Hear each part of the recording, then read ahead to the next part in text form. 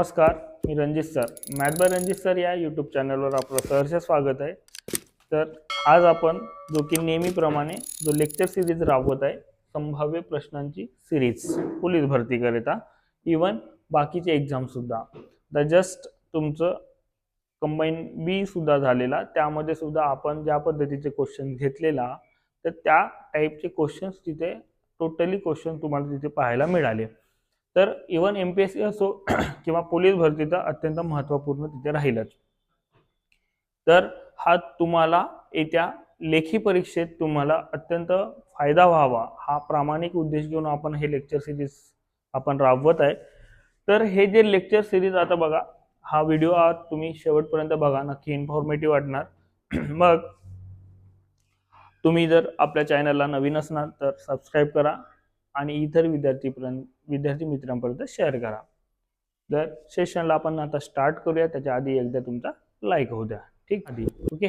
Then आपण आपल्या मुद्द्याकडे येऊया. आता पहिलाच क्वेश्चन जर आपण इथं विचार जर केला तर क्वेश्चन नंबर 1 काय, एक पाण्याची टाकी पहिल्या नळाने 60 तासात, पहिला नळ म्हटलं तर ए नळाने 60 तासात आणि बी नळाने किती वेळात, तुमचं 40. यांची दोघांची लसावी जर काढली तर किती होतं, 120 असं होतं. देन मग नंतरचं काय होतं, 120 भागीला 60, कारण यांची लसावी 120 भागीला 60 म्हणजे 2, 120 भागीला 4 म्हणजेच किती होतं, 3.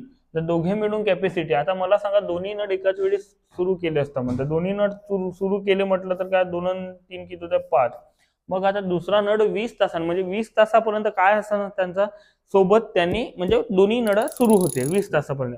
मग 20 तासापर्यंतची कॅपॅसिटी किती भरली असेल म्हटलं तर एका तासात 5 लिटर, तर 20 तासात किती, 20 पंचे किती होतं, 100 लिटर पाणी भरून झाले. आता बॅलन्स किती, उर्वरित टाकी किती, उर्वरित टाकी एकूण टाकीची क्षमता किती आहे, 120 लिटरची.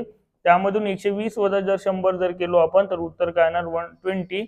हे 20 लिटर आता कोणाला भरायचं, कारण ते त्यानंतर दुसरा नळ बंद केला म्हणजे बी नळ बंद केला. तर आता भरणार कोण, ए ते उर्वरित टाकी किती आहे 20 लिटरची, तो कितीच्या कॅपॅसिटीने भरतो, 2च्या. म्हणून इथं तुमचं उत्तर काय येणार मग आता. देन पुढं 10 तास किंवा जे काही आहे तासात म्हटलं तर 10, option B is a correct answer तिथे राहणार आहे. देन पुढचं जर आपण विचार जर केला नेक्स्ट बघा, हा नैसर्गिक संख्यांच्या वर्गांची बेरीज आहे, क्रमवार नैसर्गिक संख्यांची. मग यांची व्हॅल्यू काय असते याच्यामध्ये, शेवटची संख्या आहे म्हणजे काय, 27. तर तुम्हाला इथं एक फॉर्म्युला आहे, n × n+1 ट्वाइस n+1 भागीला 6, परंतु हे लक्षात ठेवण्याची गरज नाही. तर डायरेक्टली आपण विचार करूया, ही जी संख्या आहे की नाही, ती संख्या लिहून टाकायची जशाच तसं, त्याच्या समोरची संख्या लिहायची काय, 27 नंतरची संख्या कोणती, 28. गुणाकारातच या दोघांची बेरीज करायची, 27 आणि 28 किती होत आहे, 55. मग 55 इथं व्यवस्थित लिहून टाकायचं आणि देन डिवायडेड बाय काय लिहायचं, 6चं 6 इथे मेंटेन. डायरेक्टली येणारा उत्तर तुमचं ते 27 वर्ग म्हणजे पहिल्या 27 नैसर्गिक संख्यांच्या वर्गांची. पण हा फॉर्म्युला केव्हा लागतो, जेव्हा 1 पासून सुरुवात असेल तरच. तर लक्षात घ्या, इथं बे त्रिक 6 आणि इथं 14 वेळा भाग. आणि देन इथं सांगा, आता इथं 3 1 3, 3 9 27 म्हणजे राहिला काय सांगा बरं, 9 गुणिला 14 गुणिला काय राहतंय तुमचा 55. तर आता मित्र मला सांगा यार, इथं गुणाकार जर आपण इथं व्यवस्थित जर विचार जर केला तर डिजिटल सम मेथड, डिजिटल सम किंवा तुमचं अंकांची जोड मेथड, ही जी मेथड आहे तर गुणाकार करण्याची गरज नाही. तर मला सांगा, इथे 4 पंचे 20 म्हणजे एकक स्थानचा अंक तुमचा 0 यायलाच पाहिजे डेफिनेटली. ठीक आहे, इथं 0 आहे का, इथे 0 आहे का, या 2 मध्ये 0 आहे. क्लिअर, या 2 मध्ये 0 असताना मला सांगा, आता ते तुमचं अंकांची जोड मेथड, कोणत्याही संख्येला जर 9 ने गुणले असता किती, त्यांची अंकांची जोड नेहमी 9च येते. 9 ने गुणाकार केलं कोणत्याही संख्येला तर त्यांची अंकांची जोड नेहमी काय येते, डिजिटल सम 9च येते. म्हणजे येणारा ऑप्शनचा डिजिटल सम किती पाहिजे, 9 पाहिजे. 9 कुठं आहे, इथं बघा, 7 आणि 2 9, गेट कॅन्सल आणि 1 + 2 किती होतं, 3. याचा डिजिटल सम तुमचा 9 नाही येत आहे, ठोकायला डायरेक्टली विषय संपला. समजत आहे का, तुम्ही जरी गुणाकार केले तरी त्याच पद्धतीने येणार. म्हणून लक्षात घ्या, तुम्ही असं म्हटलं बघा, 14 पंचे 70 चे 0 हातचा 7, 14 पंचे 70 न 7 किती होत आहे, 77 आणि वरचा इकडचा 9 आता देन हा 0चा 0 9 7 63 हातचा 6 दे 9 7 63 ने 6 किती होतं तुमचं 69 30 आलं ना. पण एवढा वेळ आपल्याला होता का तिथे डायरेक्ट डिजिटल समनं तिथे गुणाकार आपण किती मोठा गुणाकार लवकरात लवकर आपण करू शकतो. डिजिटल सम मेथड तुम्हाला जर याबद्दलचं हा कन्सेप्ट तुम्हाला माहिती करून घ्यायची असेल तर डेफिनेटली तुम्ही हा व्हिडिओ जास्तीत जास्त विद्यार्थी मित्रांपर्यंत शेअर करा. यामध्ये तुमचे 100 कमेंट्स आणि 1000 जर लाईक जर झाले या व्हिडिओजला तर डेफिनेटली याबद्दलचा मी डिजिटल सम मेथडचा एक तुफान कॅल्क्युलेशनचा जो काही आहे मेथड ते तुमच्यापर्यंत पोहोचवणार विथ यूट्यूबद्वारे. क्लिअर. पण 1000 तुमच्या लाईक्स आणि देन त्याच्यानंतर 100 कमेंटा. Okay done. पुढं नेक्स्ट आता देन त्याच्यानंतरचा बघा 17576 या संख्येचे घनमूळ किती. आता घनमूळ विचारताय मला सांगा यार इथं बघा याचा ऑप्शनचा घन करणे ऑप्शनचा घन क्यूब करणे म्हणजेच घनमूळ येणार की नाही. मग आता मला सांगा 4चा घन जर केलं तर 4चा घन 64 म्हणजे एकक स्थानी किती येते 4 आणि देन त्याच्यानंतर मला सांगा इथं देन त्याच्यानंतरचा इथं जर विचार केला तर 2 7 काय म्हणजे 7 म्हटलं तर 343 म्हणजे एकक स्थानी 3 येणार. मग 8चा म्हटलं तर 512 म्हणजे एकक स्थानी 2 येणार. मग काही करण्याची गरज आहे का. आता मला सांगा इथे एकक स्थानचा अंक काय पाहिजे 6 येण्यासाठी 4 3 2 नाहीच आहे म्हणून ठोका कोणता आहे तुमचा 26 असं विचार करायचा आहे. म्हणजे तुम्ही 26 गुणिला 26 जर केले तर तुमचं उत्तर आहे कोणता येणार तुमचा 17576 इज द करेक्ट आन्सर तिथे राहणार आहे. त्यानंतरचा बघा आता ए बी सी तिघे अनुक्रमे 13,000 17,000 व 5,000 रुपये गुंतवणूक करता वर्षाखेरीस त्यांना. आता मला सांगा यार देन त्याच्यानंतर त्यांचा रेशो काढून घेऊ आपण. ए बी सी यांचा रेशो जर काढला तर 13,000 देन 17,000 देन 5,000 देन. ओके 1 2 3 1 2 3 1 2 3 म्हणजे यांचा रेशो किती आला 13 17 आणि 5 आहे असं देन. पुढे जर आपण विचार केला किती 14,000 किती 14,000 एकूण नफा किती 14,000. कोणामध्ये वाटणी होणार तिघांमध्ये. कोणाचा वाटा म्हणता बीचा वाटा. मग बीचा वाटा जर म्हटलं तर काय सांगा मग 14,000 भागीला काय होणार तुमचं 13 अधिक 17 अधिक 5 गुणीला काय होणार तुम्ही गुणीला कोणाचा म्हणताय बीचा वाटा किती आहे बीचा 17. ठीक आहे देन 14,000 भागीला किती होत आहे तुमचं सांगा बरं हे. देन त्याच्यानंतरचं हे 30 आणि 5 किती होतं 35 म्हटलं 35चा जर भाग जर आपण जर इथं दिला 35चा भाग किती वेळा चालला 4 वेळा. 35 चो किती होतं 140 म्हणजे आता 17 गुणीला 4 400 गुणीला काय रे 17 म्हटलं 17 चो किती होत आहे 68 म्हणजे देन उत्तर काय होणार तुमचं 6,800 एवढा तिथे वाटा कोणाचा राहील बीचा तिथे राहणार आहे. देन पुढचं जर क्वेश्चन जर आपण विचार जर केलं तर नेक्स्ट क्वेश्चन बघा.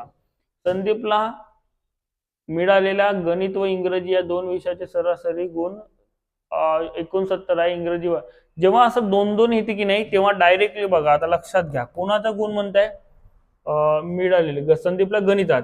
मग आता कोण कोण म्हटलं सांगा बरं सरासरी गुण 69 आहे. कोण गणित व इंग्रजी. गणित प्लस इंग्रजी गणित व इंग्रजी यांचा काय तुमचं 69 सरासरी म्हणताय बरं 69 लिहून ठेवायचं आपण. देन इंग्रजी व विज्ञान जर म्हटलं तर किती होत आहे तुमचं 72. देन त्याच्यानंतर नंतरचं काय विज्ञान आणि गणित यांचं काय 75. आता नेहमी लक्षात ठेवा यार जर इक्वेशन नंबर 1 2 आणि 3 मी सांगण्यासाठी तुम्हाला एवढं सांगावं लागत आहे नाही तर डायरेक्टली लक्षात घ्या. मी बॅच मध्ये ज्यांना सांगितलंय तर डायरेक्टली उडवतात. कसं आता डायरेक्टली बघा कशा पद्धतीने होणार तर मला सांगा फक्त कोणाचे गुण विचारते तुम्हाला गणितात. मग गणित बरोबर काय होते सांगा. गणित जिथे जिथे आहे यांच्यामध्ये गणित कुठे कुठे आहे पहिला मध्ये आहे आणि नंतर शेवटच्या त्या दोघांची बेरीज त्यांच्या सरासरी म्हणजे 69 अधिक काय करू 75 केला असं. मग जिथे गणित नाहीये ते वजा करणार. वजा कोणता मग तुमचा 72. अशा पद्धतीने करा. म्हणजेच लक्षात घ्या 69 अधिक प्लस करण्याच्या पहिले तिकडे 75 मायनस 72 म्हणजे 3, म्हणजे 69 अधिक 3 म्हटलं तर उत्तर काय आहे तुमचं 72. म्हणजे then option D is a correct answer तिथे राहणार आहे. समजत आहे का? मग या पद्धतीने तुम्हाला इथे ते जर इंग्रजीचा विचारला असतं तर काय केले असते, इंग्रजी इथं आहे म्हणजे 69 अधिक 72 वजा काय केले असते मग 75 डायरेक्टली उत्तर.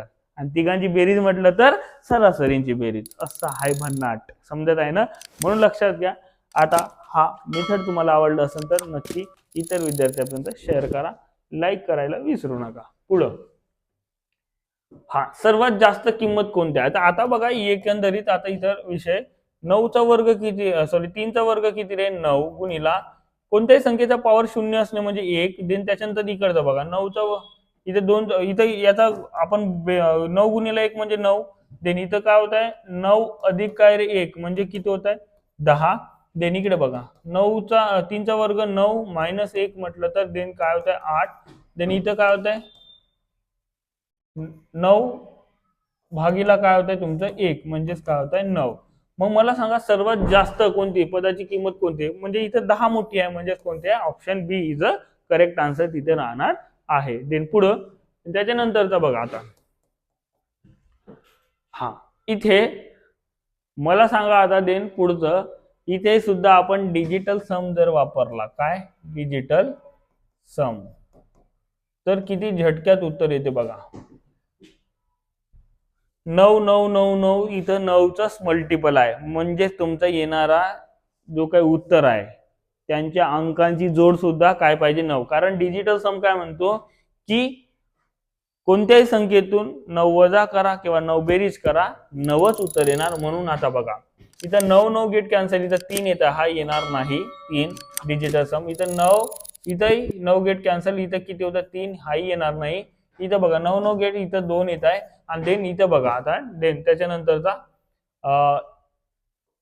किती होत आहे 8 अधिक 1 9 आणि 7 अधिक 1 अधिक 1 म्हटलं तर 9. 9 9 किती होतं 18. 18 मध्ये तुमचा 9च्या मल्टिपल यांची दोघांची बेरीज म्हटलं तर किती 9.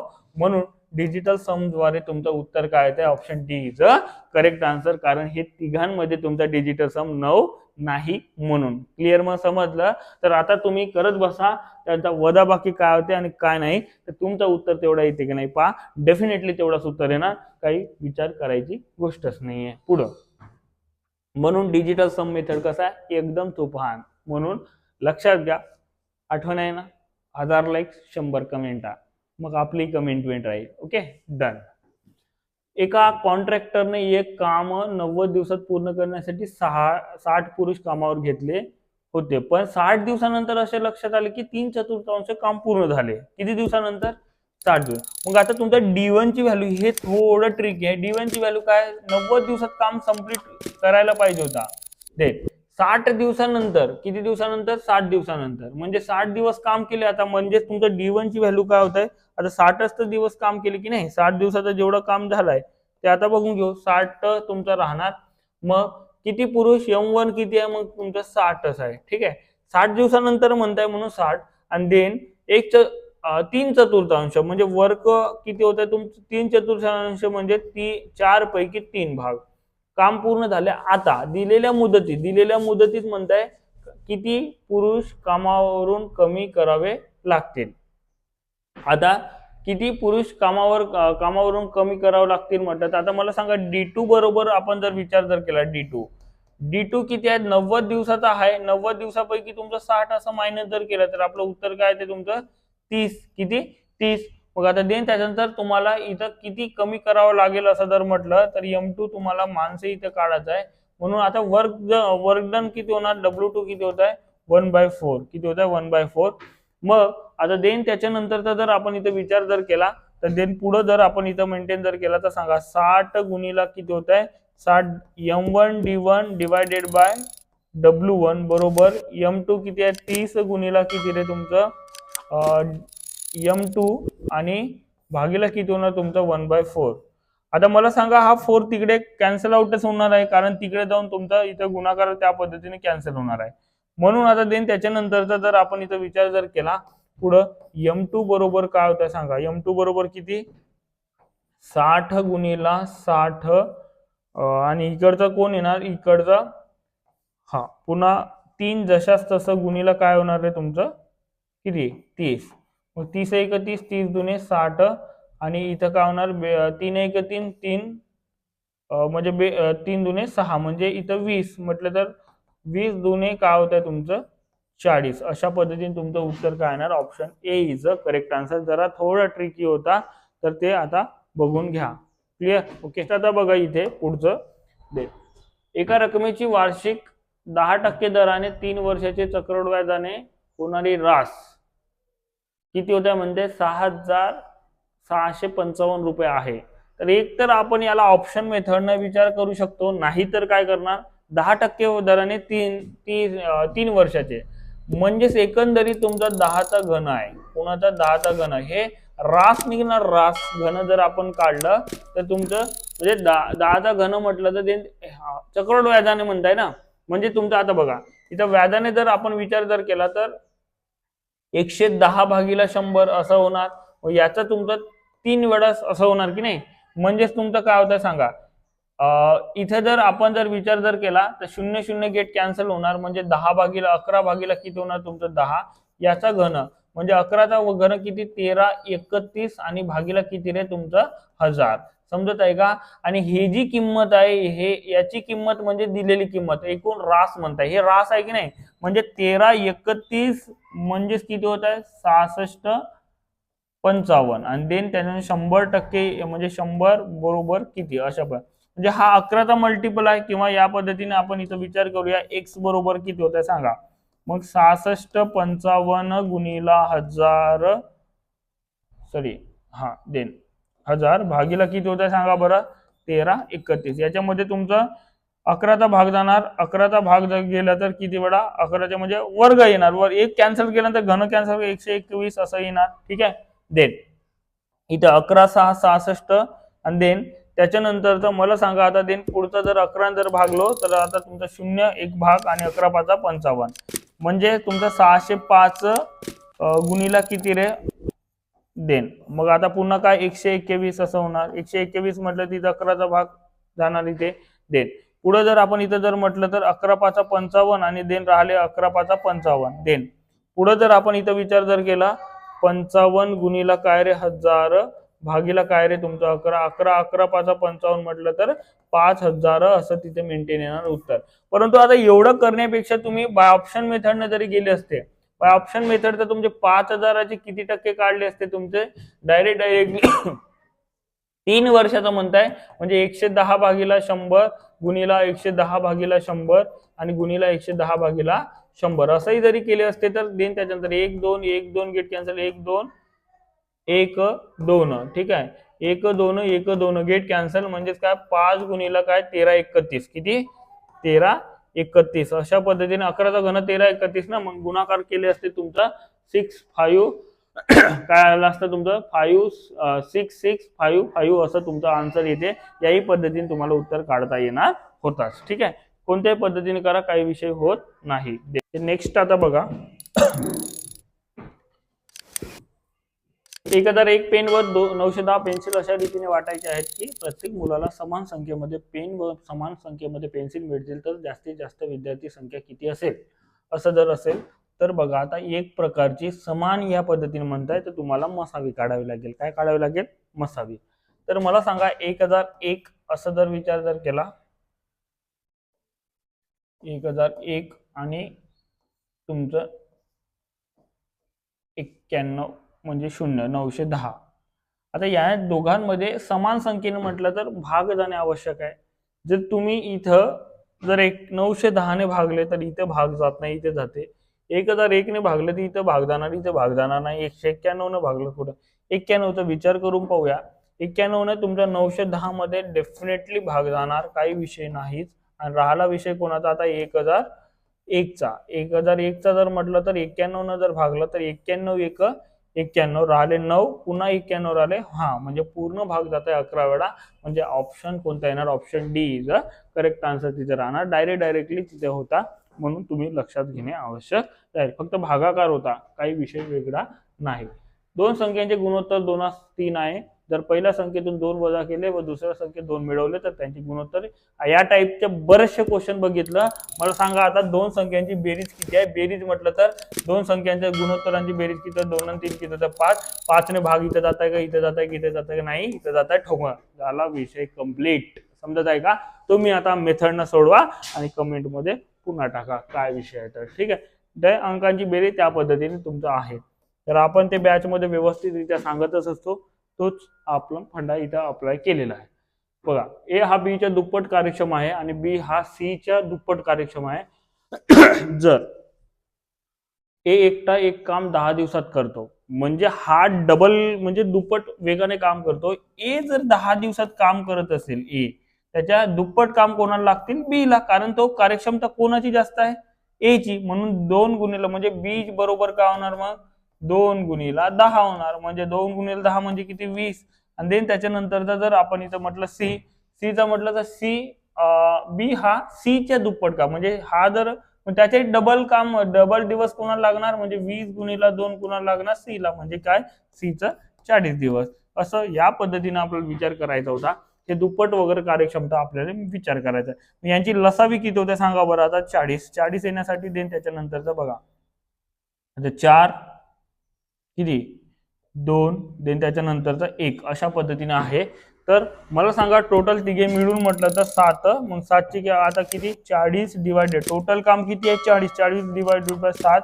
मग 7 5 35 राहिले किती तुमचे? 5. 5 डिवायडेड बाय किती? 7. अशा 5.5/7 एवढ्या दिवसात कंप्लीट करेल. म्हणजेच option D is a correct answer तिथे राहणार आहेच. देन पुढं, तर आता बघा हा क्वेश्चन. तर हा क्वेश्चन तुम्हाला त्याच पद्धतीने आता बघा याला कसं करायचं. तर मी एक वाय तिकडे गुणाकारात आहे, मी एक्स डिवायडेड बाय वाय घेतला आणि इकडे काय घेतलं? 2/3. काही फरक पडतो का? अजिबात नाही. तिकडचा गुणाकार इकडे. मग झेड बाय एक्स आणि देन पुढे इकडे काय होणार? 5/4. मग आता देन व्हॅल्यू सांगा. एक्स ची व्हॅल्यू 2, वाय ची व्हॅल्यू 3, झेड ची व्हॅल्यू 5, एक्स ची व्हॅल्यू 4. मग कोणता घटक डबल आहे? एक्स, तो मध्ये घ्यायचा आणि इकडे वाय आणि इकडे काय? तुमचं झेड आहे असं. देन तर वाय ची किंमत किती आहे यार? तुमची वाय ची किंमत तुमची 3 आणि एक्स ची किंमत किती आहे? 2. आणि देन त्याच्यानंतर इथं एक्स ची किंमत किती? 4 आणि देन त्याच्यानंतर झेड ची किंमत 5. मग आता इथं व्यवस्थित इथं काय होणार? 4 आणि इथं किती होणार? 2. इथं गुणाकार या पद्धतीने राहणार. म्हणून 3 चोक किती होतं तुमचं? 12. देन त्याच्यानंतर 4 दुने किती होतं? 8 आणि देन त्याच्यानंतर 5 दुने किती होतं? 10. या पद्धतीने तुम्हाला असं मांडणे, कारण इथं थोडं ट्रिकी होता की तिथे आपल्याला इथं एक साहेब मध्ये घ्यावा लागतो. मध्ये का? कारण 2 वेळा त्याचा देऊन आहे. तर यांचा रेशिओ जर काढला तर सांगा, इथं 2चा भाग जर दिलं तर काय होत आहे तुमचा? किती वेळा भाग जाणार? इथं 2चा भाग 6 वेळा आणि इथं किती रे? 4 वेळा आणि इथं किती रे? 5 वेळा. परंतु 6 4 5 असा आहे का? 6 4 5 आहे. पण तो बरोबर आहे का? नाही आहे. तर लक्षात घ्या, शेवटी काय विचारताय? X Y Z. काय विचारताय? X Y Z. म्हणून तुमची एक्स ची किंमत काय? मधला 4, नंतर वाय 6, झेड तुमचं 5. म्हणून तुमचं 4 6 5 असं उत्तर यायला पाहिजे. म्हणून ऑप्शन कोणता? Option A is a correct answer. नाहीतर दिसला डी ऑप्शन, बाकी सर्व ब्लर मारते. बरं समजत आहे का? हा, जे उत्तर आलं तेच आपल्याला हायलाइट होतं, असं झूम आउट होते. समजत आहे? म्हणून लक्षात घ्यायचा कोण ए एक्स वाय झेड. म्हणून एक्स वाय झेड चे 4 6 5 असं उत्तर राहणार आहे. देन बघा, हा एक महत्वाचा क्वेश्चन आहे. तर याच्यामध्ये वेगळं काही नाही, फक्त थोडी विचार करण्याची शक्ती व्यवस्थित पाहिजे. बघा 0.6 0.6 0.57 57 0.7 तेच घटक आहेत. फक्त इथं 2 अंक आहे, इथं 3 अंक आहे, इथं 2, इथं 3, इथं 3 तर 4, इथं 1 तर इथं 2, अशा पद्धतीने आहे. मग आता इथं जर मला सांगा एक एक जर कॉमन जर काढलो आपण, काय कॉमन कशा पद्धतीने? बघा 0.06 चा वर्ग प्लस 0.057 चा वर्ग प्लस 0.7 चा वर्ग होते असं. या पद्धतीने जर आपण इथे विचार जर केला तर पुढचा बघा आता.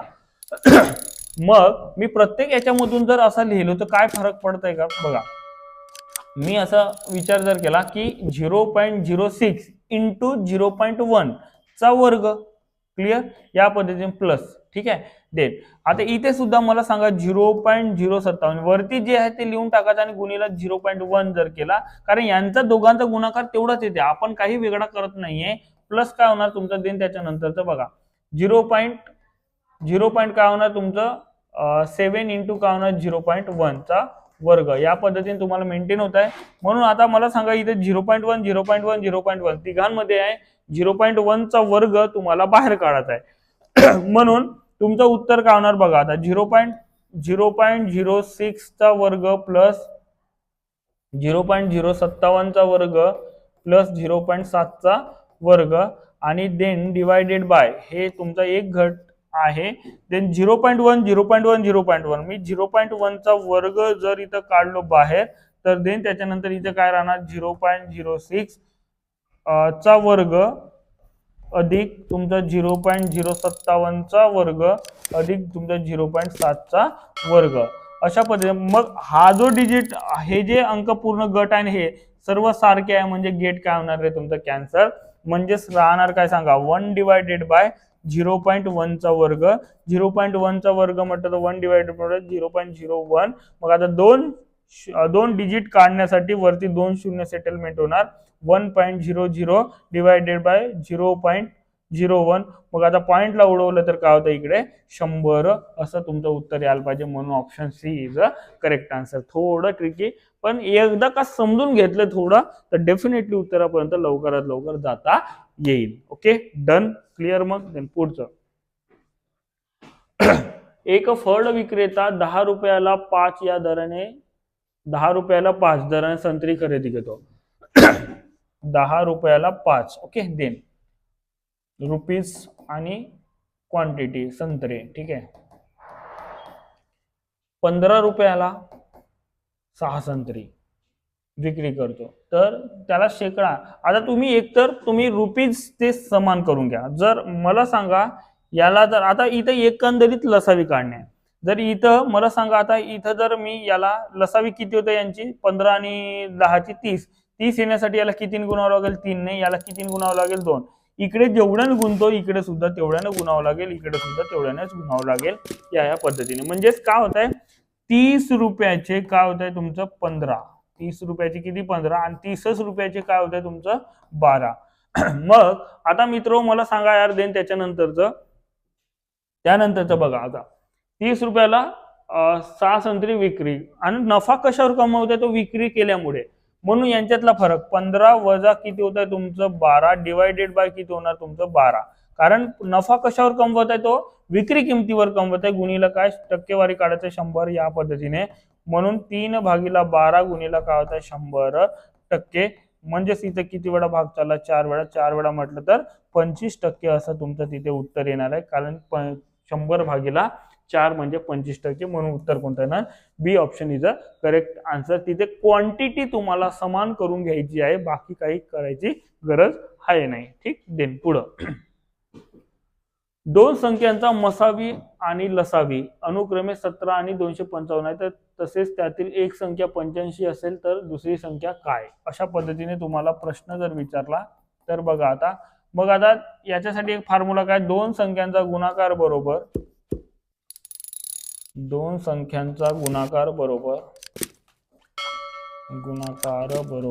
काय असतं रे लसावी गुणीला मसावी. लसावी गुणीला मसावी. ओके.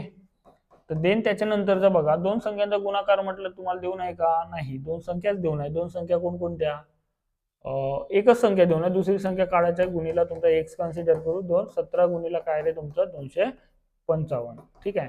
देन मग आता एक्स बरोबर काय होतं 17 गुणीला 255 भागीला काय होतं तुमचं देन 85 म्हटलं 17 1 17 17 5 85 5 1 5 5 5 25 आणि इथे 5 1 5 51 असं उत्तर यायला पाहिजे. म्हणून option D is a correct answer तिथे राहणार आहे. देन नेक्स्ट त्याच्यानंतरचा बघा एक वस्तू 425 रुपयांना विकल्यावर जेवढा नफा होता जेवढा नफा होतो तेवढाच तोटा. जेवढा नफा आणि तोटा जर सारखा जर असेल नफा आणि तोटा बरोबर सारखा जर असेल तर तुम्ही लक्षात घ्यायचं नेहमी विक्री किंमत जी आहे दोन्हीची विक्री किंमत जी आहे तुमच्या त्यांची दोघांची बेरीज करायची आणि भागीला 2 करायचा तुमचा येणारी खरेदी किंमत भेटून जाते. समजत आहे का. खरेदी किंमत म्हणजेच काय होणार सांगा बरं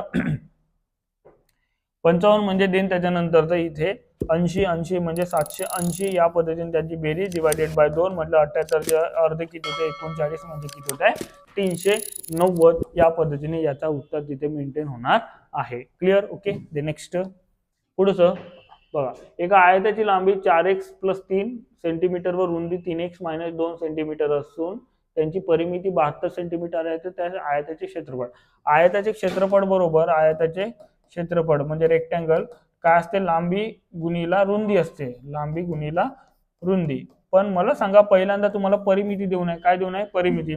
परिमिती म्हटलं तर काय असते सांगा, परिमिती यावरून तुम्हाला एक्सट्री बाजू तर काढावं लागेल. परिमिती म्हटलं 2 गुणिला लांबी प्लस रुंदी असं लेंथ प्लस ब्रेथ असं या पद्धतीने आहे.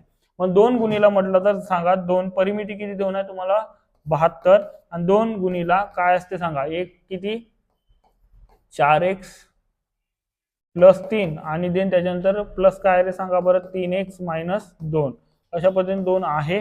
तर 2 गुणिला काय होणार सांगा 4 अधिक 3 किती होता 7x आणि 3 वजा 2 म्हटलं तर +1 अशा पद्धतीने तुमचं तिथे राहणार. ठीक आहे. देन पुढे जर आपण इथं विचार जर केला तर ह्या 2 ला इकडे ट्रान्सफर जर केलं तर किती होतं 72/2 बरोबर 7x अधिक किती होतं रे 1 म्हणजेच काय होणार 36. हा मायनस प्लस इकडे येऊन काय होणार मायनस बरोबर काय 7x म्हणजेच काय होणार x बरोबर किती 35 डिवायडेड बाय किती 7. कारण हा 7 डिवाइड म्हणजे x बरोबर किती होणार मग तुमचं 5. मग x बरोबर 5 आला तर संख्या जर म्हटलं तर लांबी किती होत आहे, लांबी l किंवा लांबी किती होत आहे, लांबी काय होणार 4x+3 म्हणजेच काय होत आहे सांगा बरं 4 गुणिला 5 + 3 म्हटलं तर किती 4 पंचे 20 20 गुणिला 20 अधिक 3 म्हटलं तर 23. देन रुंदी किती होते म्हटलं तर रुंदी म्हणजे ब्रेथ या पद्धतीने रुंदी जर असं विचार जर केला तर काय 3x-2 म्हटलं तर 3 गुणिला किती रे 5 - 2 15 वजा 2 म्हणजे किती होतं तुमचं 13 अशा पद्धतीने उत्तर आहे. म्हणून लांबी गुणिला रुंदी म्हटलं तर या दोघांचा गुणाकार तिथे मेंटेन करावं लागते. गुणाकार म्हटलं का 23 गुणिला किती होतं तुमचं 13 23 गुणिला 13 म्हटलं तर देन त्याच्यानंतर एकक स्थानचा अंक किती यायला पाहिजे 9 येणारा एकच ऑप्शन आहे तुमचा 299 ठोका झाला. म्हणजे उत्तर काय येणार 299 चौरस सेमी असं या पद्धतीने होता. परिमिती देऊन होती, परिमितीवरून त्याचा बाजू काढायची होती, लांबी आणि रुंदी काढायची होती आणि देन त्याच्यानंतर त्याचा गुणाकार करायचा होता. ठीक आहे. देन पुढं नेक्स्ट ट्रेनमध्ये बसलेला एक माणूस विजेचा खांब मोजत आहे.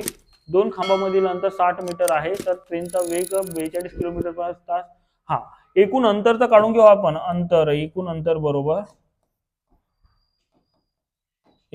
बरोबर वेग गुणिला वेळ म्हटलं तर 42 आणि 42 किलोमीटर पर आवर 5 तासात म्हणजे एकूण किती होत आहे 0. देन त्याच्यानंतरचा 20 अधिक 1 किती होत आहे 21 210 किलोमीटर होत आहे. 210 किलोमीटर होत आहे. तर मित्र मला सांगा देन त्याच्यानंतरचा मग खांब, कारण इथं बघा 1 2 3 एक अंतर जर म्हटलं तर 2च अंतर आहे 1 आणि 2, परंतु खांब किती आहे 1 2 3 1 प्लस तुम्हाला करावं लागेल. समजा त्या खांब जर म्हटलं तर किती खांब मोजणं म्हटलं तर येणारं उत्तर आहे.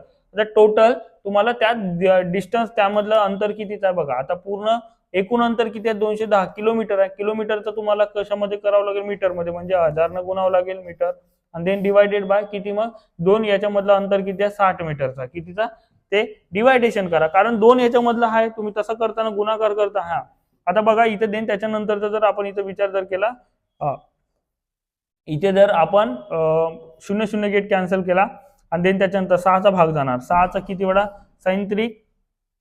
साइन त्रिक 18 देन राहिले 3 6 पंचे 30 म्हणजे तुमचं 35 गुणिला काय राहिला इकडे 100. हा पण +1 करावं लागेल का +1, कारण 3 खांब मिळून तुमचं 2 तिथं अंतर भेटते. म्हणून तेव्हा जेव्हा खांब मोजायचे असतात तेव्हा आपण अंतर मोजायचे असतात तेव्हा 1 मायनस करतो आणि खांब मोजायचे असतात तेव्हा 1 प्लस करावं लागेल. म्हणून तुमचं इथं +1 म्हणजेच काय होणार 3500 +1 म्हटलं तर 3501 असं उत्तर येणार आहे. म्हणजेच तुमचं उत्तर कोणतं option B is correct answer तिथे राहणार आहेच. ओके. देन पुढचं हा जो क्वेश्चन आहे तुम्हाला डायरेक्टली आता उत्तर येणार या पद्धतीचा जरा विचार करा. इथल्या इथंच विचार करून ठेवा. म्हणजे वरती जर आपण इथं विचार केला -4 आणि -2 म्हटलं तर किती होतं -6 गुणिला 1+3 म्हटलं 4 भागीला देन -3 आणि -6 -3 आणि -3 म्हटलं तर -6 असं होणार देन वरचं कम्प्लीट देन खाली बघा -3 आणि -4 होणार भागीला देन -4 आणि -8 होणार.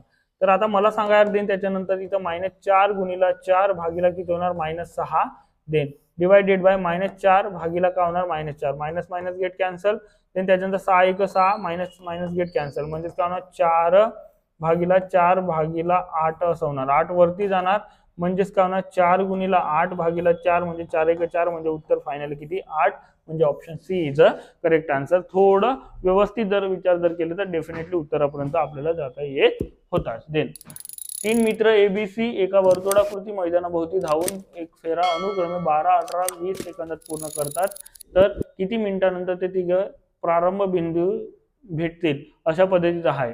तर तुम्हाला एक प्रकारची काय काढावं लागेल लसावी एलसीएम लसावी. मग लसावी जर काढलं तर लसावी कोणाची काढणार सांगा बरं 12 18 20 यांची जर लसावी जर आपण जर काढलो लसावी काय होतंय बघा आता पुढं लसावी काय होते सांगा बरं इथं 6 ने जर आपण नाही तर डायरेक्टली पहिले 2चा भाग देऊन देऊ 2चा भाग जर दिला तर किती वेळा झाला दिन 6 इथं 9 आणि इथं किती रे 10 पुन्हा इथं मला सांगा देन त्याच्यानंतरचा मॅक्सिमम कोणाने 3 न भाग देऊन देऊ इथं 2 इथं 3 इथं किती रे 10 चे 10 देन पुढचं इथं जर पुन्हा 2चा भाग जर दिला तर किती 1 3 5 म्हणजेच काय तर समूळ संख्या आला म्हणजे 2 गुणिला 3 गुणिला 2 गुणिला 3 गुणिला 5 मग काय होतंय सांगा 3 दुने 6 6 दुने 12 12 गुणिला हे 15 म्हटलं तर किती 12 गुणिला 15 म्हटलं तर 180 सेकंद 180 सेकंद म्हणजे किती मिनिटानंतर ते 180 सेकंद म्हणजे याला मिनिट जर मध्ये कन्वर्जन जर केला मिनिट 180 भागीला किती होणार तुमचा 60 मिनिटाचा 1 मिनिट म्हणजे गेट कॅन्सल 3 मिनिटानंतर किती मिनिटानंतर 3 मिनिटानंतर म्हणून option D is the correct answer तिथे राहणार आहे. ओके देन नेक्स्ट त्यानंतरचा बघा 621 575 आणि 291 हे असं सर्व संख्या वर दिलेल्या संख्येमध्ये 3 ने भाग जाणाऱ्या संख्यांचा चढता क्रम लावल्यास 3 ने आता कुठं कुठं भाग जाते ते पहिल्यांदा समजून घेऊ ना.